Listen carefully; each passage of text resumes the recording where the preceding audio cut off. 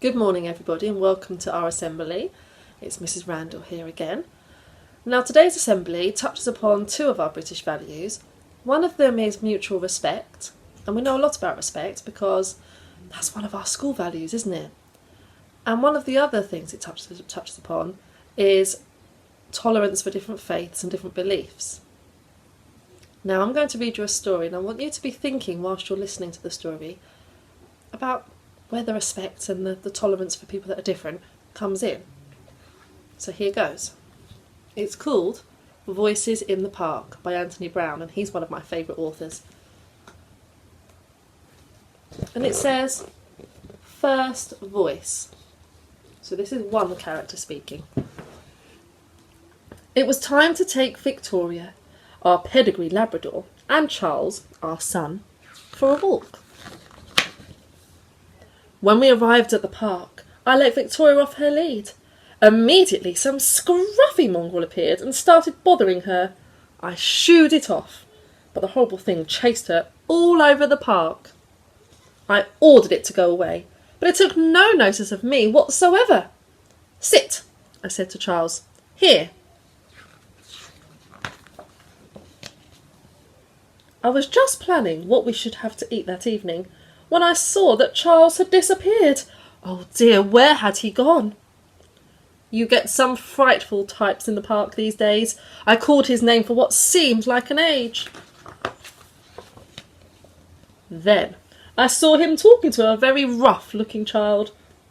Charles, come here at once, I said. And come here, please, Victoria. We walked home in silence. So that's the first point of view for our story. The second one is this. I needed to get out of the house, and me and Smudge took the dog to the park. He loves it there. I wish I had half the energy he's got. I settled on a bench and looked through the paper for a job. I know it's a waste of time really, but you've got to have a bit of hope, haven't you? Then it was time to go. Smudge cheered me up. She chatted happily to me all the way home. And this is the third voice. I was at home on my own again. It's so boring. Then Mummy said that it was time to go for our walk. There was a very friendly dog in the park, and Victoria was having such a great time. I wished I was. Do you want to come on the slide? A voice asked.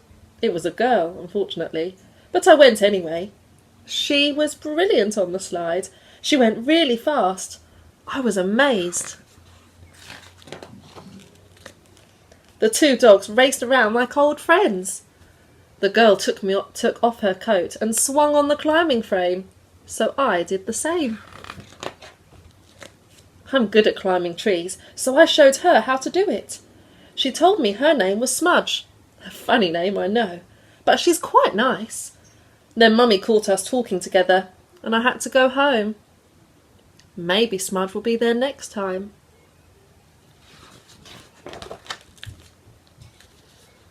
Now this is voice number 4. Dad has been really fed up, so I was pleased when he said we could take Albert to the park. Albert's always in such a hurry to be let off his lead. He went straight up to this lovely dog and sniffed its bum. He always does that. Of course the other dog didn't mind, but its owner was really angry. I got talking to this boy. I thought he was a bit of a wimp at first, but he's okay. We played on the seesaw and he didn't say much. But later on he was a bit more friendly. We both burst out laughing when we saw Albert having a swim. Then we all played on the bandstand and I felt really, really happy. Charlie picked a flower and gave it to me. Then his mum called him and he had to go. He looked sad. When I got home I put the flower in some water and made Dad a nice cup of tea.